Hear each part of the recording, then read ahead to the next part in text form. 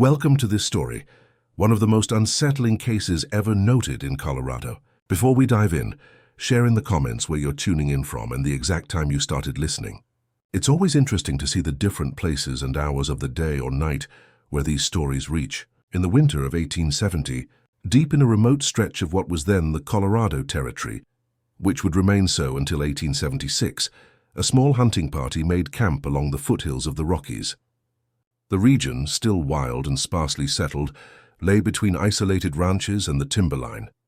Winds rattled dry scrub, and snow had recently dusted the ground, making travel dangerous after dusk. The man leading the group was Jonathan Hale, a frontier prospector turned small rancher, who often traveled with a few hired hands and occasional travelers from nearby mining towns. He chose this remote stretch for its promising game and solitude. Small cabins and a few homesteads lay many miles behind. He hoped for a quiet night, a modest meal and rest before pressing on deeper into the rugged terrain.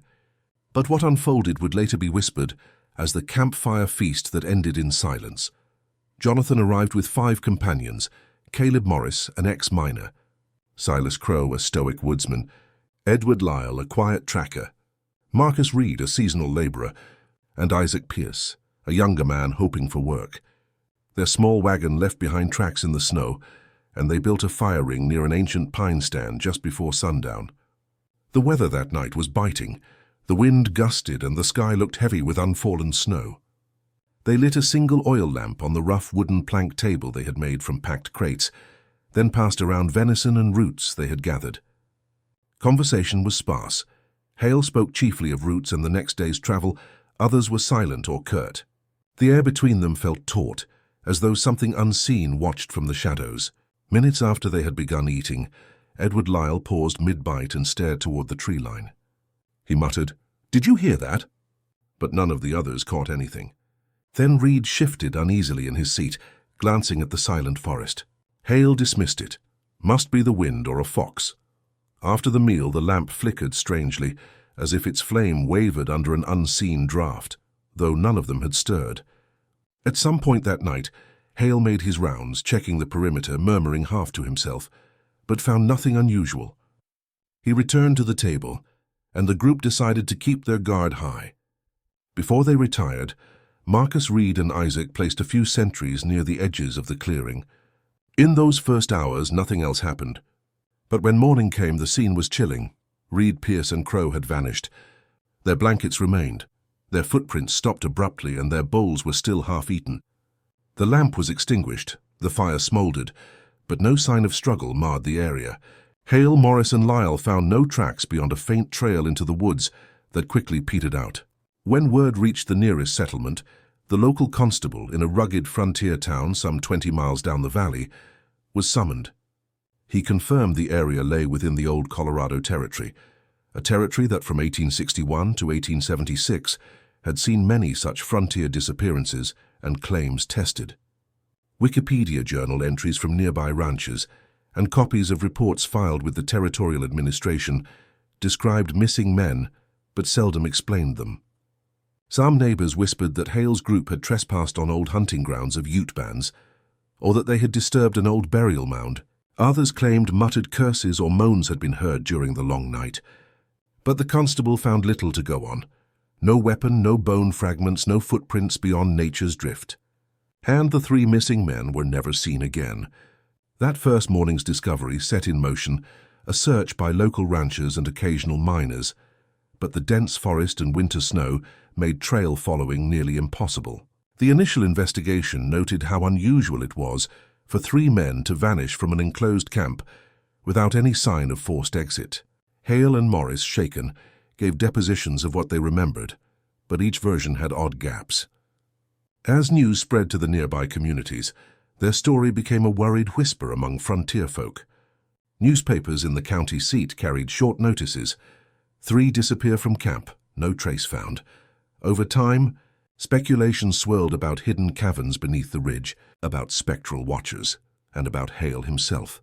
But records remained thin, and by the mid-1870s, the case receded into local memory, documented only in a few faded affidavits and county ledgers.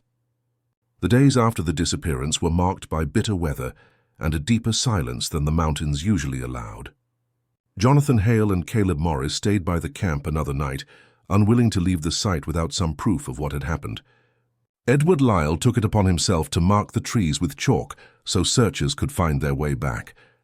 Each man spoke little, their breath frosting in the cold air. By the third morning, a small posse arrived from the nearest township, 3 volunteers led by Deputy Samuel Riggs. He kept a worn ledger in which he recorded each statement. Riggs noted in neat handwriting, "Camp orderly, meal unfinished, personal effects present, no blood, no drag marks." He later wrote to the territorial office in Golden City, referencing the official jurisdiction of the Colorado Territory, which was then still under federal administration. His report would become one of the earliest surviving mentions of the so-called Campfire feast case, preserved only because the document was copied into the county's 1871 docket book. Riggs questioned Hale several times. The rancher insisted that after supper he'd noticed Marcus Reed stand, mutter something about the sound of a child crying, and walk toward the trees. The others followed minutes later to call him back. None returned. Hale swore he waited, lamp in hand, until the oil ran dry. Lyle, listening, confirmed parts of the story but admitted he had taken whiskey that evening and could not clearly recall who moved first. When the snow thawed a little, the posse searched along a nearby creek bed. There they found 3 depressions where the snow seemed to have melted in perfect oval shapes, as though warmth had lingered there. No bodies, no tracks, just melted patches and a sense of wrongness. Riggs described the air as still as a cellar, though wind sounded in the trees above. In the town's single-room newspaper office, editor Mary Fitch printed a short column titled "The Vanished Hunters of the Territory." In her account, she briefly invoked the troubled frontier climate described in territorial archives. Mining strikes, unsolved robberies, men gone missing in winter storms. She mentioned the case alongside the broader turmoil of settlement life. Years later, historians referencing the Colorado Territory article would see her column cited as a rare civilian record from that period. Locals began avoiding the route leading toward Hale's camp. A ranch hand named Elias Dunn swore he saw lights flickering near the ridge some weeks later, though the place was miles from any homestead. "Looked like 3 lamps in a row," he said, but the wind didn't move them. Spring brought floods that wiped out the original campsite. The table Hale had built washed downstream and was recovered by a farmer near Fort Garland months later, still bearing knife marks and stains that darkened instead of fading. Hale left the region soon after, selling what little stock he owned and heading east. Morris remained often seen in the saloon muttering about half-eaten meals and the taste of cold iron. By 1872, the official file was marked "closed for want of evidence," yet the absence of closure only deepened fascination. Travelers crossing that valley carried the story with them, repeating fragments over campfires. Some claimed the missing men had murdered each other. Others said they'd joined an outlaw band. The truth was lost under the drifts of rumor, and the ridge came to be known simply as Silent Camp. Riggs's original ledger, creased, water-stained, and signed with his looping script, remains referenced in a few surviving territorial registers. Its heading reads, "Investigation into Disappearances, Winter of 1870, Colorado Territory." That line, historians note, still sits among the earliest cases of frontier vanishings catalogued before statehood. By the time summer of 1873 arrived, the valley around Silent Camp had begun to change. A few settlers had built cabins closer to the ridgeline, unaware or pretending not to know of the vanished men. Among them was Reverend Amos Weller, a retired minister from Kansas, who established a small mission hut there. In his private writings, later recovered by his nephew, Weller noted strange disturbances around the site, tools misplaced overnight, hoofprints circling his cabin, though he owned no livestock, and the distant echo of voices carried on windless nights. He also mentioned a set of initials, J.H., carved deep into one of the larger pines near his dwelling. Weller's notes describe how he traced the mark, realizing it matched the style of frontier carving Hale had used on supply crates during his 1870 expedition. The Reverend wrote, "I do not presume to explain it, yet every time I pass that tree, I feel I intrude upon some pact best left unspoken."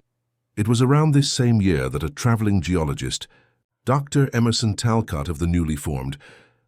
By 1876, the year Colorado achieved statehood, the ridge known as Silent Camp had already earned a reputation that few wished to test. Freight drivers preferred the longer southern route, even in foul weather, and hunters avoided pitching tents within sight of the old pine stand. Yet stories persisted, passed through saloon talk and miners' letters, half memory, half warning. One such letter, written by a blacksmith named Horace Denton to his brother in Missouri, survives in a private collection. He mentioned meeting an elderly prospector who claimed to have camped where the table once stood. The man said he'd found the ground warmer than the air even in frost, and that in his dreams, 3 figures had stood beside his fire, watching without faces. When he woke, the soil beneath his bedroll steamed faintly as if breath had risen through it. Newspapers now avoided the subject entirely. The Colorado Herald printed a short editorial that year, acknowledging the persistence of local fables from the territorial period, but urged readers to anchor their minds in progress, not superstition. The editorial referenced the transition from the Colorado Territory to statehood, calling such tales remnants of a darker pre-civic frontier. Still, editors like Mary Fitch quietly kept clippings from the earlier case. Unsure whether disbelief alone was protection, a few months after statehood, an Army survey unit passed through the region. Lieutenant Henry Mercer, who kept meticulous journals, noted the ridge's unusual magnet readings and described the soil as friable, like ash mixed with metal. In a margin he wrote, "If I believed in ghosts, I'd say the earth here has a pulse." Meanwhile, Jonathan Hale, living far away under his assumed name, grew ill. A doctor's register in Topeka recorded his decline from what was termed wasting fever. Witnesses said he mumbled at night about lamps that don't go out and tables still, waiting. On his deathbed, he reportedly asked that no meal be placed near him, only water. His effects included a small pine carving shaped like the initials J.H., matching Reverend Weller's note years before. In late autumn of 1877, a forest fire swept through portions of the upper valley, erasing most traces of the old camp. When settlers later revisited the area, they found melted metal fragments among the stones, too uniform to be natural. A retired marshal identified them as lamp bases fused clean through. Some said the ground still smelled faintly of iron, even after the first snows. That winter, travelers on the wagon trail reported hearing what they described as singing through wood, though the wind was calm. One driver claimed his horses balked as they neared the ridge, refusing to go forward. He unhitched them and led them back half a mile before the animals stopped trembling. By 1878, the state's fledgling university catalogued a brief ethnographic entry on the Silent Camp phenomenon, noting it as an example of lingering frontier folklore tied to early statehood fears. The archivist cited a case once investigated under the old Colorado Territory administration, but offered no conclusion. Locals who remained near the valley continued to report unease, the sense of being watched, the silence too thick after sunset. For decades, the ridge appeared on no tourist map, though it lay less than a day's ride from expanding towns. Hunters claimed the forest grew differently there, darker pine, fewer birds, and some nights, if a fire was left burning too long, the flame would gutter, bend low, then rise again, as if another breath had joined it. By the early 1880s, Silent Camp had drifted from local gossip into a kind of reluctant folklore. The younger generation of settlers, many of them recent arrivals from the east, heard the story secondhand but rarely believed it. Still, none chose to live near that stretch of timberland. Even prospectors avoided it, saying their compasses behaved strangely near the ridge. A schoolteacher from Denver, Mrs. Clara Bell, spent her summer of 1881 collecting stories from the older ranch families. She compiled handwritten notes describing the meal that ended in silence and cross-referenced them with surviving Colorado Territory records before statehood. Her approach was factual, no dramatics, just careful transcription. Yet she ended her account with one line that stood out: "History demands the truth, but the earth here keeps its own counsel." That phrase would later appear in her obituary, printed by the Rocky Mountain News, as if even her editors understood what she'd implied. Mrs. Bell's work inspired renewed interest in the ridge, though for all the wrong reasons. Curious travelers began venturing out to see the spot she had described. A few returned with trinkets, splinters of old wood, fragments of iron they claimed were part of the table. One group of students from a mining academy spent a night there in 1882. The next morning, they reported hearing tapping beneath the soil, as though someone had been digging upward from below. Their story circulated briefly, dismissed as youthful exaggeration, yet one of the students, identified later as Robert Ames, vanished within the year while surveying another valley. During this period, a retired constable named Riggs, now living in Golden, was asked to give an informal talk at the county courthouse. He was frail, his eyesight nearly gone, but he recounted the 1870 investigation one last time. Witnesses said his voice trembled only when he mentioned the warmth of the ground and the uneaten meal. "I could smell the meat still," he said softly, "but not a crow or coyote dared touch it." After his death that winter, his family found his old ledger among his effects. The final page contained a single line: "If they ever rise, it will be for hunger, not vengeance." By 1884, the railroad expansion brought engineers close to the region again. When surveyors attempted to lay track near the ridge, they encountered repeated instrument malfunctions. The lead engineer wrote in frustration, "Compass north shifts by 2 degrees each time we cross the site. Metal interference unconfirmed." They eventually rerouted the line 10 miles east. Locals began referring to the ridge not as Silent Camp, but as the Hollow Ground, a name that appeared on several unofficial maps before fading from circulation. Even when miners moved deeper into the Rockies, they used the site as a warning: camp above the ridge, never below. Meanwhile, journals and private letters kept the legend alive. Travelers passing through wrote of hearing cutlery clink faintly under the soil, though the wind was still. Others described finding warm air vents amid frost-coated grass, small enough to vanish when touched. It seemed as though the earth itself was breathing, slow, steady, and ancient. Scholars decades later would debate whether this story began as a metaphor for the hardships of frontier survival or as an early cautionary tale told among settlers. Yet each retelling returned inevitably to that same ridge, the same supper, and the same silence that followed. By 1886, nearly 16 years after the first disappearances, the name Jonathan Hale was rarely spoken aloud. His estate had long been settled, and those who had known him were either gone or unwilling to recall the details. Yet the story of Silent Camp resurfaced that summer, when a drought struck several Colorado valleys. The dry conditions exposed layers of earth that had remained frozen for years, and what appeared beneath the soil of that ridge rekindled the unease that had never truly faded. A small team of ranchers digging a well near the old site found their tools striking metal at an unexpected depth. They unearthed a warped iron hinge and a blackened ring resembling part of a lantern. Nearby they found fragments of bone, discolored but unmistakably human. The men reburied what they found immediately, unwilling to draw attention or tempt ill luck. But one of them, a young laborer named Amos Drury, wrote a brief statement in a ledger at the county seat describing old fittings from a table or chest and pieces of skull that seemed burned. The local sheriff opened a short investigation, referencing the older Colorado Territory case files from 1870 for comparison. He found Riggs's name, the entries about the missing men, and the note regarding melted metal. After rereading the reports, he remarked to a deputy, "It's as if the ground returned what it took." Yet nothing more was done. Too many years had passed, and the area was still remote. Around that same time, travelers on horseback reported a new phenomenon: the smell of smoke at night without any visible fire. One ranchwoman, Mrs. Hattie Cole, wrote to a Denver paper saying she'd seen glimmers on the ridge, like firelight under glass, though when she approached, the light sank into the ground. The editor declined to print her letter in full, trimming it to a single paragraph about curious frontier phosphorescence.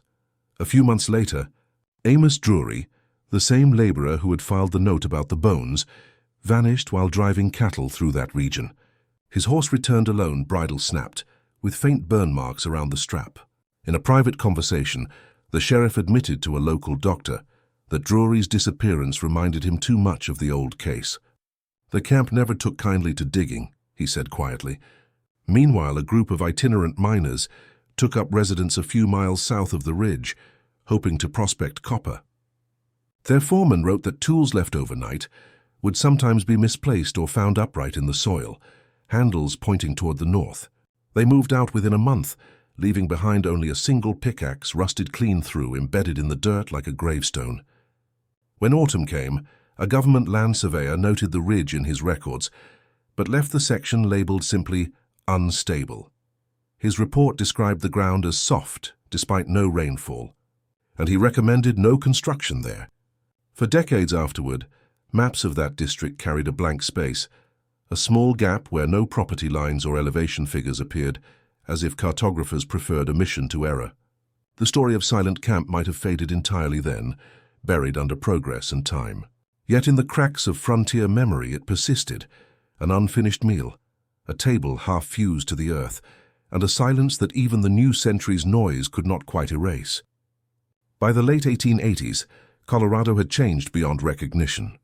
Rail lines pushed deep into the mountains, mining towns flourished and died within a season, and the wilderness that once protected its secrets was steadily trimmed back. Yet among surveyors and ranchers, one patch of land remained avoided. No purchase deeds were filed for the ridge known as Silent Camp. Its soil, though rich, was said to swallow stakes. Men who tried to mark boundaries there found their posts tilted or disappeared within days. In 1888, Professor Hiram Lowell from the University of Colorado compiled a study titled Unresolved Accounts of the Territorial Era. In it, he devoted a brief section to the early disappearances logged under the old Colorado Territory administration. The Hale case appeared as a curiosity, but Lowell's notes were unusually cautious. He wrote, "No single legend has lingered so stubbornly along the frontier, nor been so consistently avoided by those living nearest to its supposed origin." His assistant later recalled that Lowell returned from a field trip to the ridge, pale and trembling, muttering that the ground moved under its own breath. That same year, a homesteader named Nathan Price built a cabin less than a mile from the ridge's edge. Neighbors warned him off, but he laughed it away, saying, "Stories don't eat cattle." Within months, his livestock began vanishing, one by one, each tether found unbroken but empty. His wife wrote in her diary, discovered later by a relative, "He says it's wolves, but no prints follow the drag. The night sounds here are not made by beasts." Price himself disappeared the following winter. When rescuers arrived, they found the cabin half collapsed and the hearthstone cracked straight through, as if struck by heat from below. The snow outside was untouched, no tracks, no struggle. The only movement in that quiet clearing came from the slow, constant settling of ash from the ruined roof. A deputy from the nearby town of Fairplay recorded the incident, connecting it again to the earlier case from 1870. His handwritten summary noted, "Identical pattern, no tracks, no remains, same silence." He attempted to telegraph the report to the capital, but the line failed twice that night. Witnesses in the post office later said they could smell smoke while he was sending it, though no fire was lit. Around this time, travelers began noticing faint hums when crossing the foothills after dusk, like the distant ringing of metal or the murmuring of men just out of sight. A shepherd named Eli Cartwright claimed to have followed the sound to the ridge and found 3 shallow pits evenly spaced, each lined with black stones that looked melted. He fled without marking the place, later telling his minister, "They were waiting." The soil was warm. By 1889, people stopped recording such accounts. Families moved away, and even mapmakers abandoned attempts to rename or claim the ridge. A single phrase began appearing in local correspondence: "The ground eats its own story." When Professor Lowell died 2 years later, his papers contained one loose sheet among geological notes. It read simply, "The meal remains unfinished." Archivists filed it with his study, though none could say what it meant. Over time, the official line held that these were only remnants of a dark frontier imagination, echoes from the rougher years of the Colorado Territory before it became a state. But those who lived within sight of the ridge still left an extra lamp burning at night and never cooked after dark. By the dawn of the 1890s, the legend of Silent Camp had faded from public record, surviving only through the guarded murmurs of the older generation. The towns that bordered the foothills, Fairplay, Jefferson, and the scattered settlements along the South Platte, had grown busier with trade and mining. Yet in every saloon and boarding house, There was always one man who refused to camp north of the old ridge. No one needed to ask which ridge he meant.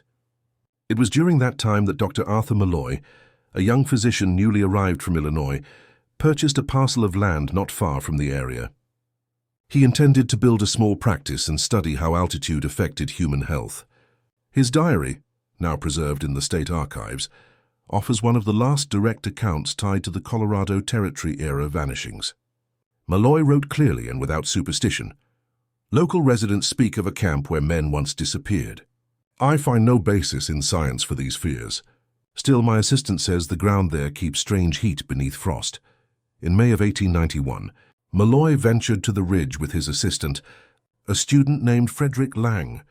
They carried medical instruments and small thermometers, intending to collect soil samples. Lang later testified that they found patches of earth, dry and warm to the touch, even though snow lingered in shaded areas. They stayed only an hour, disturbed by what Malloy called the dull echo of a drum beneath the ground.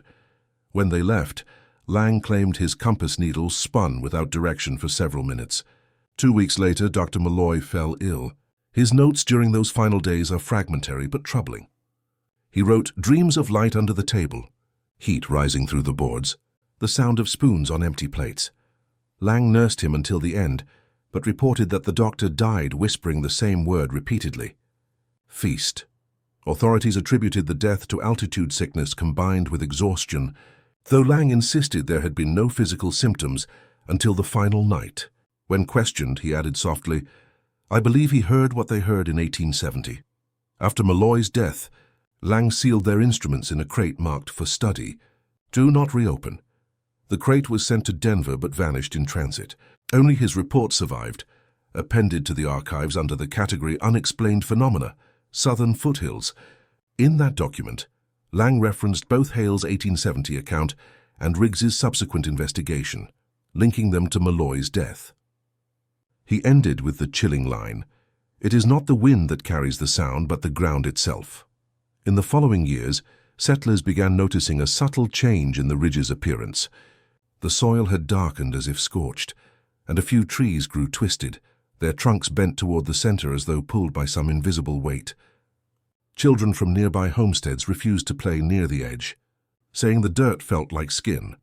By the mid-1890s, the ridge was fenced off by the county, not officially, but through the quiet agreement of everyone living near it. Mail carriers rerouted paths to avoid it, and the last farm within sight of the old camp was abandoned in 1897. Its owner, a widower named Tom Bennett, left behind a single page nailed to his door. The lamps burn on their own now. When the 20th century's edge began to glimmer faintly on the horizon, the story of Silent Camp belonged almost wholly to the old-timers. The younger settlers of the 1890s considered it little more than a fireside relic of the Colorado Territory days, an exaggerated yarn told to keep travelers wary. Yet the ridge itself remained untouched, still absent from county records and deeds. Even the state survey office listed it as private ground, owner unverified, though no one had ever claimed it. In 1898, a small article appeared in the Leadville Chronicle titled "Echoes from the Early Frontier." Written by a columnist known only as H.B., it revisited the lost hunting party of 1870. The piece drew from surviving testimonies, including those of Constable Riggs and Reverend Weller, but also mentioned a more recent gentleman of science, Dr. A. Malloy, whose curiosity proved fatal. H.B. concluded with an eerie observation: though Colorado has grown civilized, certain corners seem to remember the rougher centuries better than we do. The public read it with passing interest. By then, the state's appetite leaned toward mining news and railroad politics. But only weeks after that publication, a telegraph operator stationed in Como reported something strange. His night log included a fragment of transmission, short, unprompted clicks that spelled feast in Morse, before the line went dead for 2 minutes. When contact resumed, the station in Jefferson swore they hadn't sent it. The operator, a veteran of many winters, refused to stay another night in that post and resigned by morning. His replacement insisted the line's grounding rod near the ridge had corroded, perhaps shorting the circuit, though the cause was never verified. That same autumn, hunters discovered remnants of a wagon wheel on the slope just south of the old camp. Beneath it, half buried in ash-colored soil, they found what looked like human teeth fused into the metal rim. The men brought their find to town, where the local blacksmith confirmed the teeth were real, but he could not explain the fusion. The sheriff ordered them reburied, advising the men to let the old ground hold its stories. By 1899, the remaining witnesses of the first disappearance, those still alive, were nearing their ends. Caleb Morris, Hale's old companion, lived out his final years in a sanatorium near Pueblo.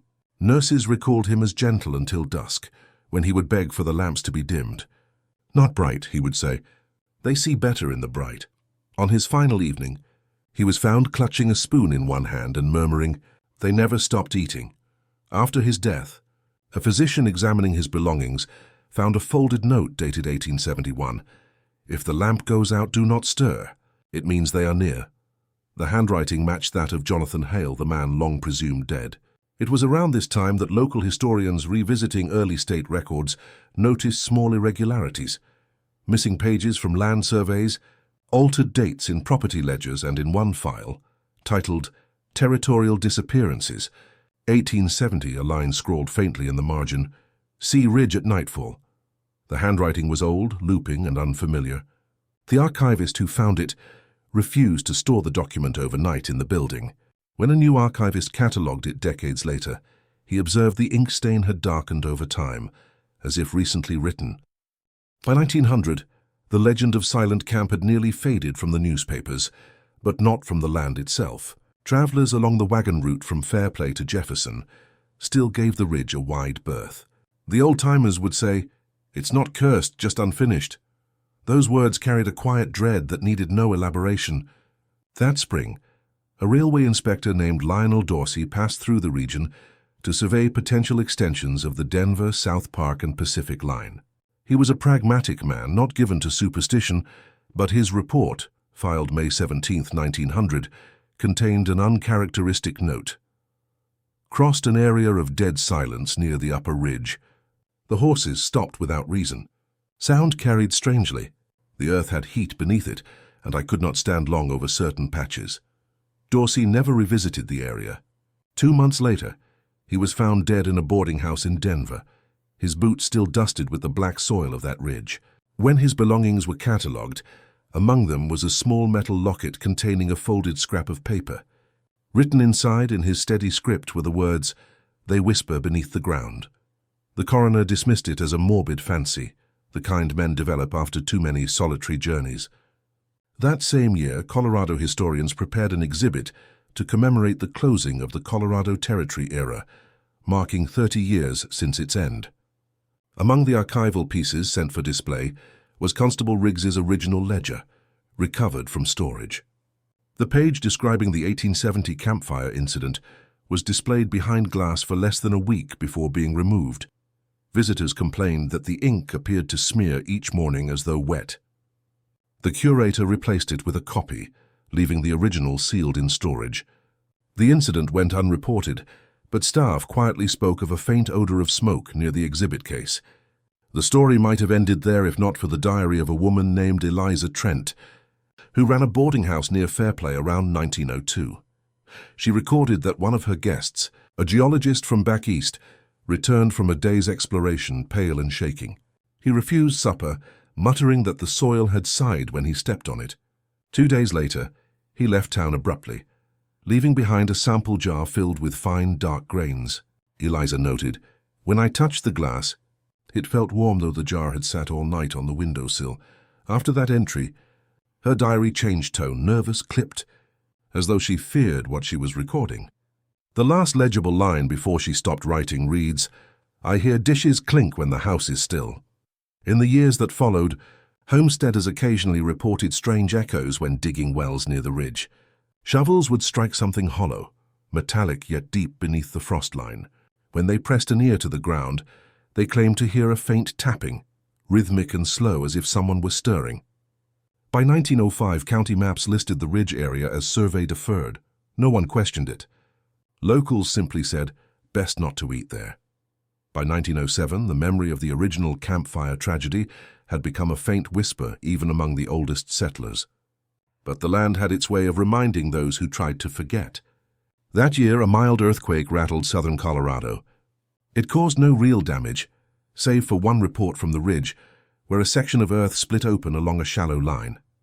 The fracture exposed what appeared to be an old foundation, charred wood and fragments of iron embedded together, as though the remnants of a table had fused with the ground. A young ranch hand named Peter Mallard discovered it while searching for stray cattle. His account was recorded in a local newspaper, though heavily edited before print. In the unabridged version, preserved later in the archives, Mallard claimed he found something like a jawbone pressed within the burned wood, its teeth small and perfect, almost new. He buried the fragment immediately, leaving the site before dusk. Within weeks, Peter fell ill with a fever no doctor could explain. In his delirium, he was heard repeating the same phrase over and over, "They're still sitting there." After his death, his belongings were collected by his uncle, who found among them a sketch of the ridge. 3 small marks, circular, evenly spaced, were drawn at the center. Beneath them, Peter had written a single word, chairs. By then, the county's younger officials no longer referenced the Colorado Territory files, dismissing them as superstitious relics from rougher times. Yet one clerk, a meticulous man named Harold Seeger, attempted to reconcile missing case numbers from the early ledgers. He discovered that the 1870 report by Constable Riggs, the 1873 missionary disappearance, and the 1888 homesteader case all shared the same reference code, though they had been filed decades apart. Each bore the same final notation, silence sustained. Seeger, puzzled, wrote to the state record office for clarification. Weeks later, his request was returned unopened, stamped, "File closed, do not reissue." He resigned shortly after and left Colorado altogether. In a letter to a colleague, he wrote, "The records repeat themselves. The same handwriting every time. Riggs's hand unchanged." Around that same period, travelers began reporting faint singing near the ridge, low, wordless tones that rose and fell like breath. The sound was said to carry farther on clear nights. One prospector likened it to the hum of a wire touched by a storm. Those who followed the sound never found its source, though some claimed the air above the ridge shimmered faintly, as if heat rose from invisible coals. The following winter, a passing preacher named Reverend Cross stopped near the valley on his way to Leadville. In his journal, later discovered among his effects, he described stopping to rest at dusk. "The earth gave warmth to my boots, and the silence pressed upon me as a hand upon the throat. I prayed for the men who vanished here, though the prayer did not feel heard. When the thaw came, Reverend Cross's horse was found grazing near a stream 5 miles north. The preacher himself was never located." By 1909, the ridge was no longer a name locals dared to speak aloud. Travelers knew it only as the high ground where no fire burns right.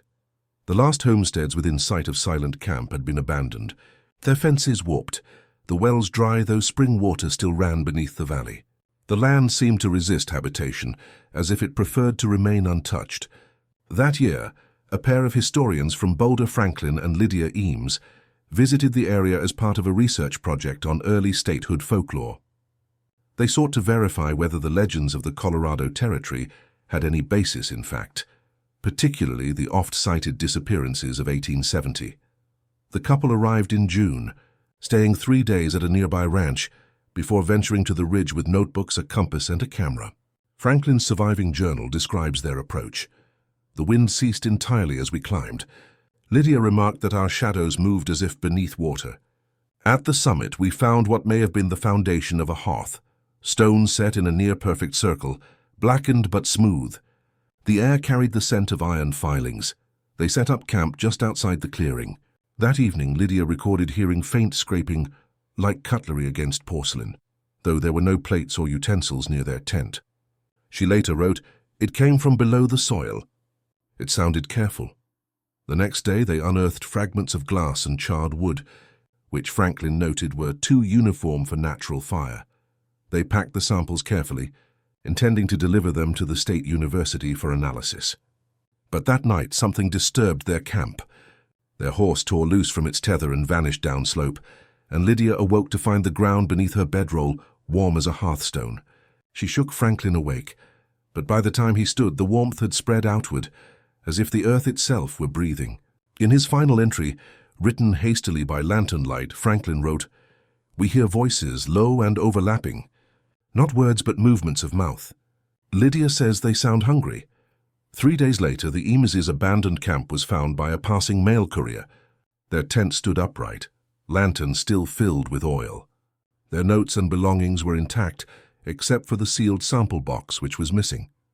A week after that, the courier himself went missing along the same trail. The Denver Press printed a short column on the case under the headline, "Scholars Lost Near Old Camp," but quickly moved on to more modern concerns, rail accidents, politics, and the new decade's optimism. Only a few readers noticed that the date of disappearance, June 17th, coincided with the anniversary of Hale's original 1870 expedition. In later years, archivists trying to catalogue Franklin Eames's papers noticed that several pages had been torn from his journal before it was filed. The missing section fell precisely between the entries for June 16th and June 18th. In the margin of the remaining page, Lydia had written one final line in pencil, "The feast never ended." By 1910, the story of Franklin and Lydia Eames had taken on the same elusive quality as the earlier cases, half remembered, half denied. Their names appeared briefly in a state report under the heading, "Missing, Presumed Lost to Terrain." The ridge was once again marked as unsurveyed. Within a few years, even that notation vanished from updated maps. Yet among archivists and field clerks, a quiet understanding persisted. No one volunteered to handle documents tied to the Colorado Territory's unresolved disappearances. Around this time, a local photographer named Alonzo Greer traveled through the area. He specialized in daguerreotype style portraits, catering to small mining towns nostalgic for the past. According to his surviving letters, Greer intended to capture the old ridge at dawn. "A piece of history reclaimed," he called it. His first photograph, taken on glass plate, revealed nothing unusual, the blackened tree line and faint hills in the distance. But his second exposure, taken moments later, showed faint silhouettes at the table-like formation of stones. He described them as smudges shaped like seated men. Convinced it was a flaw in his process, he tried again the next morning and found the same shapes in the same places. Greer's assistant refused to stay after that second exposure, insisting he heard muffled conversation near the clearing, though no one else was present. Greer finished his work alone, packed his equipment, and left. Days later, he mailed the negatives to a Denver publisher but never arrived home himself. The package was received, yet the plates inside were blank, silvered surfaces darkened by an even tarnish, as if the image had been wiped away. The publisher kept the box for years. When his descendants opened it decades later, they found a thin layer of soot coating the glass. Tests suggested the soot was organic, possibly carbonized tissue. No further tests were conducted. Back in 1911, the ridge remained quiet, but the valley around it began suffering strange effects. Cattle refused to graze near the northern slope, and several streams that once ran clear now bubbled faintly in winter, producing thin wisps of steam. A county hydrologist recorded temperatures 5 degrees higher than the surrounding land. His notes ended abruptly with the line, "The ground exhales in rhythm." An elderly rancher named Thomas York, one of the last living men who had seen Silent Camp before the first fire of 1877, tried once more to explain it to a newspaper man. "It ain't haunted," York said. "It's hungry. There's a difference." The journalist who recorded that quote printed it in a small pamphlet about frontier legends. Few read it at the time, but later folklorists would call it the truest summary of the ridge's history. The pamphlet also included a single grainy reproduction of Greer's lost photograph, just a blur of light over shadow, but under it the caption read, "The feast endures." In later years, professors revisiting state archives found Greer's name on an inventory card, cross-referenced with the 1870 Hale case. Filed under the same notation that had puzzled Clark Seeger decades before, "Silence sustained." That repetition, identical in handwriting across 40 years, convinced some that the old constable's ledgers, or something using his name, were still being updated long after Riggs's death. By 1913, the valley that held Silent Camp had almost no permanent residents left. The few ranchers who remained sold their land cheaply, claiming the ground grew restless. The soil near the ridge had turned dark and brittle, cracking underfoot even in rain. Birds that flew across the clearing sometimes fell, their wings stiff as if seized mid-flight. People avoided looking toward it after sundown. One of the last recorded visitors that year was Professor Walter Drenn, an archivist from Denver University tasked with reorganizing documents from the Colorado Territory period. He had read of the ridge in Riggs's early reports and in the later accounts by the Eames couple. Believing the stories exaggerated, Drenn set out to locate the original site and reconcile myth with record. He carried a camera, a notebook, and a single revolver, more for wildlife than fear. His first journal entry upon arrival noted a sense of displacement. The air is still, yet the trees sway slightly as if to another wind. I feel as though being watched from below. Drenn camped near the outer edge of the valley and spent his first day mapping what remained of the foundation. He drew a careful sketch of the stone circle where Hale's table was said to have stood, labeling the coordinates neatly. The second entry, written late that night, shifted tone. I heard plates rattle, though I brought none. I am certain of it. The sound was delicate, polite, like supper being served. The next day, Drenn found impressions in the soil that he could not explain, shallow rings pressed into the dirt, evenly spaced around the center of the clearing. He measured them, exactly the size of plates. He took a sample of the soil, but later recorded that it stained his fingers as though soot mixed with grease. That evening, he wrote a final passage before his handwriting trailed off mid-sentence. Light from below, faint, steady. Not fire. Something breathing through the earth. Weeks later, when searchers from Denver reached the ridge, they found his camp intact. His revolver remained holstered, his tent undisturbed. Only his boots were missing, leaving 2 neat impressions in the soil beside the fire pit. The pages of his notebook were scattered, but the last legible line appeared on the inside cover, written in a different hand, neat and familiar. Constable Riggs. The authorities dismissed the finding as forgery or madness, suggesting Drenn had written it himself under exhaustion. Yet those who handled the papers afterward noted that the ink used on that single line was older than the rest, the kind used in the 1870s. Not long after, the ridge was finally cordoned off under the pretense of a geological hazard. Officially, it was marked unstable terrain. Unofficially, no one returned. The local children were told the story of the hunters who vanished after supper, but even they spoke of it softly, afraid to say the name of the place aloud. Over the next few years, the valley's grass never grew again in that circle. When rain fell, it pooled instead of soaking in, and each puddle reflected not the sky but a faint orange glow, as if from firelight far beneath the ground. By 1915, the state had begun fencing portions of the upper ridge for safety, though the official reason given was soil erosion and sinkholes. The locals knew better. They said the ground there didn't sink, it swallowed. The remaining ranchers along the valley edge petitioned for the county road to be rerouted entirely. Even the mail carriers, usually stubborn men, refused to ride through after dusk. The horses know, one of them told a reporter. They stop before I do. Still, curiosity never dies easily. A journalist from the Denver Republican named George Tatum made the journey that summer, intending to write a skeptical expose titled The Feast That Never Happened.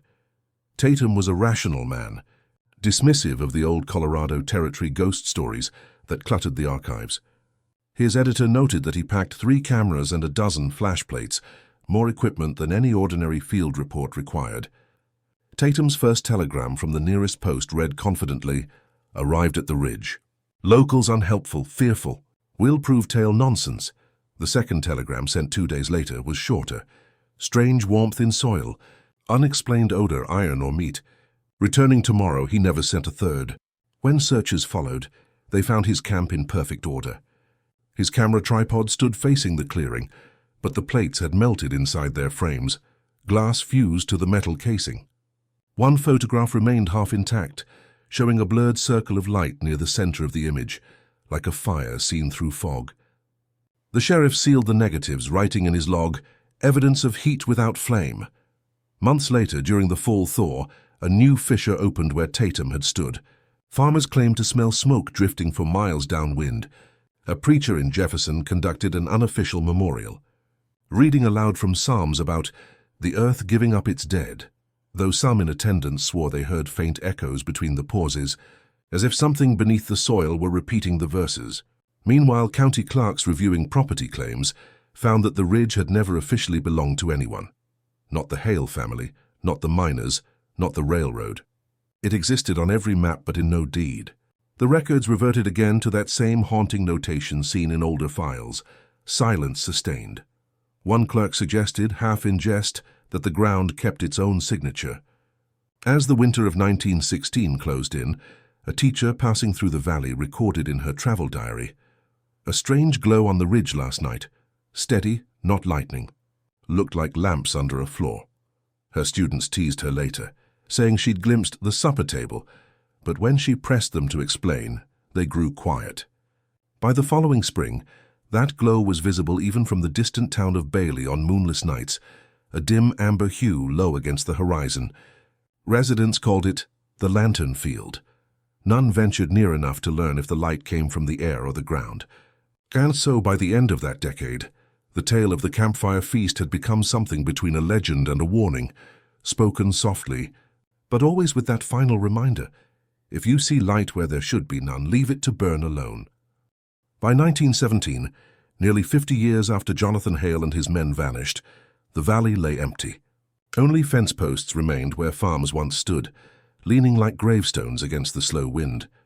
The ridge, meanwhile, had become the kind of place mentioned in whispers, the name spoken only when a traveler asked for directions and locals needed a reason to steer them elsewhere. That winter, the state sent a small geological team to survey the fenced-off area for possible mineral claims. The leader, a pragmatic man named Dr. Charles Ender, believed the stories to be remnants of the old Colorado Territory superstition.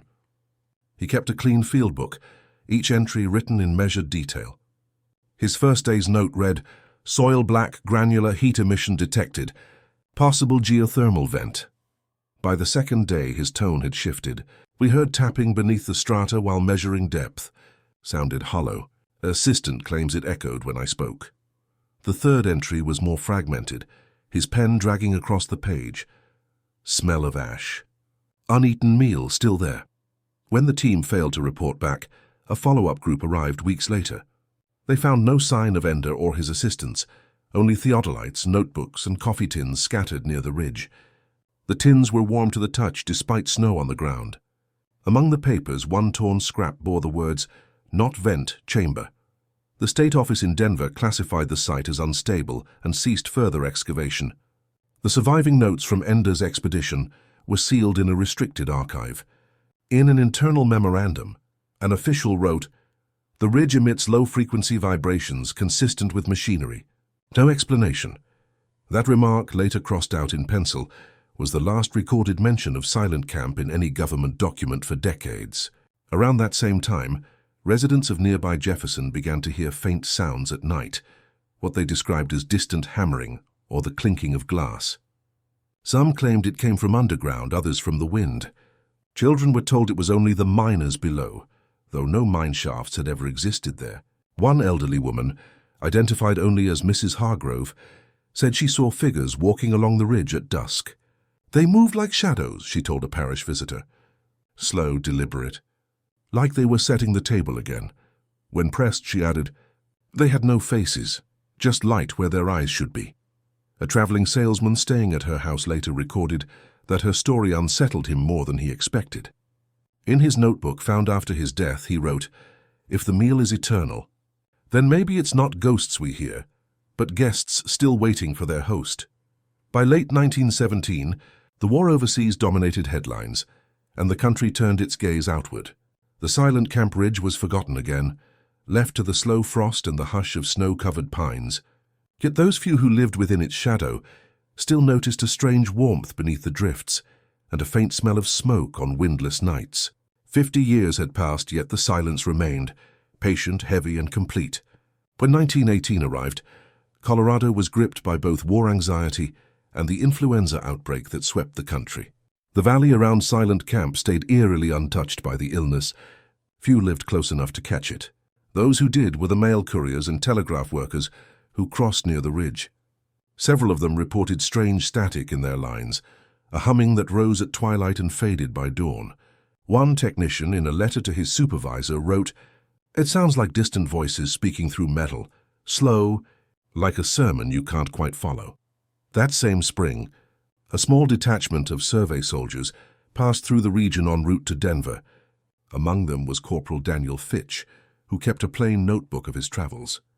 His entry for April 2nd read, "Camped by an old fenced area locals call Silent Ridge. Fire won't take here. Coal burns dull red, no flame. Air smells of soup stock, though we cooked nothing." 2 days later, he added a sketch of the ground, a circle of dark soil with faint rings inside, and scrawled, "The marks look like plates." Fitch returned to Denver but grew feverish within the week. His comrades reported him raving about men eating underground. When questioned, he insisted, "They're still at the table. They never left." He died 3 days later, his body showing no signs of infection.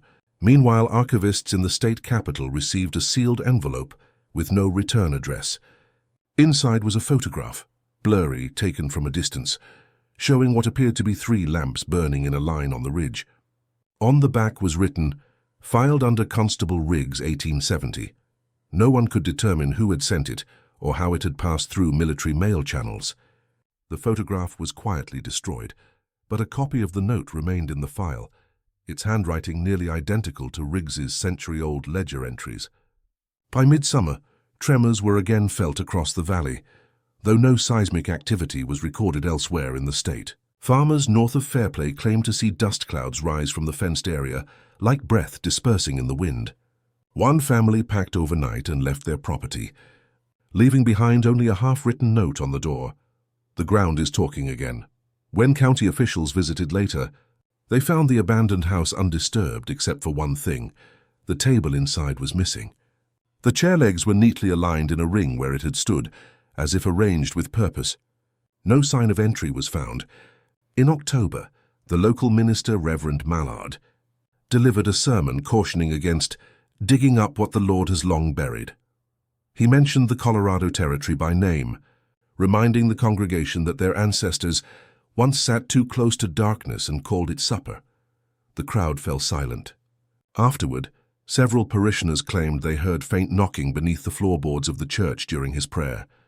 By winter, snow had sealed the ridge again, covering its blackened soil like a white tablecloth. The valley lay quiet, the air thin and still.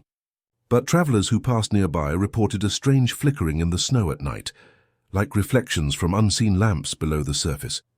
None stopped to investigate, continuing with Part 18, final part, closing the story within its 50-year frame, 550 words. When the snows of early 1919 began to thaw, the ridge appeared calm again, quiet, unremarkable, as though it had finally surrendered its history to the cold. Yet those who lived nearby noticed subtle changes. The pines at the perimeter were darker that spring, their bark scorched in places, though no lightning had struck all winter. The air smelled faintly of ash and oil when the wind turned from the west. That March, a state archivist named Miriam Lyle was tasked with cataloging the remaining ledgers from the Colorado Territory period before they were moved to permanent storage. She worked alone in a small basement room of the Denver Records Building. The files were brittle with age, edges browned by time. On her second night, she opened a box marked Riggs, Samuel Teats Investigations, 1870-1872. Inside lay a single folder, thin as breath, containing only a blank page and a note pinned to the cover. "Do not transcribe." She thought it an error. Beneath the page, faint impressions showed where ink had once been, letters pressed but vanished. When she held the sheet to the lamplight, words shimmered briefly before fading again. Silence sustained. Miriam replaced it carefully, but she heard a soft tapping from inside the cabinet, like the slow clink of metal on glass. She turned off the lamp. The sound stopped. The next morning she asked the custodian if there was a heating pipe behind that wall. He told her the basement had none. By evening she resigned, leaving a short note on her desk. "The table is still set." Weeks later, the Denver Record ran a brief obituary. "Archivist dies suddenly at home. Age 31. The article mentioned nothing of her work or the papers she handled. In the archives, her box remained sealed, placed beside the older files from Riggs and the Emeses, as if completing a circle that had taken half a century to close. Meanwhile, travelers heading west on the new highway that cut through the lower valley reported seeing a dim light over the ridge at night, amber, steady, never flickering. Locals said it appeared exactly at the hour the sun vanished and faded when the first morning bird sang. They called it the supper lamp. One elderly rancher who still remembered the first stories claimed he saw figures there on the eve of spring. Not ghosts, he told a visiting journalist, just men waiting their turn. The reporter never published the interview, saying later that his recorder captured nothing but the sound of wind, and faintly beneath it, the clatter of cutlery. As the 1920s dawned, Colorado pressed forward into the modern age. Automobiles on the passes, electricity in the mining towns, the past shrinking in the rearview mirror. Yet the ridge remained untouched, fenced and silent, the ground dark even in snow. They say that if you stand at its edge on a windless night, you can still smell smoke, faint and sweet, and hear the low hum of conversation rising through the earth. Some claim the soil warms underfoot, as if something far below were still alive, still waiting for the feast to resume. And so the story of the campfire feast ends where it began, in Colorado, in the hush of the frontier that never quite sleeps. The silence holds,